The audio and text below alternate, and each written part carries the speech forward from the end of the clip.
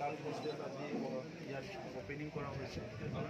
আগতে নিৰ্মিত হোৱা এইটো বিল্ডিং আছিলে আমাৰ তাত কস্তুৰবা গান্ধী যিটো বালিকা বিদ্যালয় বহুখিনি নিৰ্মাণ কৰা হৈ গ'ল বিটিআৰ অঞ্চলত আৰু এই বিদ্যালয়টো নিৰ্মাণ হোৱাৰ পিছত আমাৰ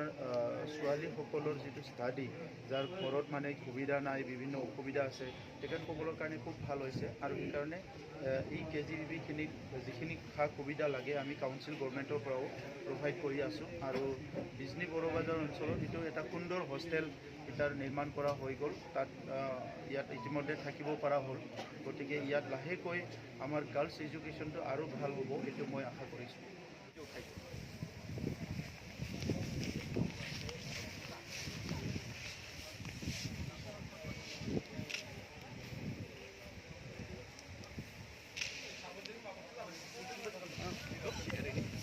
এই হেৰি অপেনিং কৰিলা দেখোটা ফিনিশিং খেলা মতে মই চকুই পৰা নাই থাকাयो थाइजौआ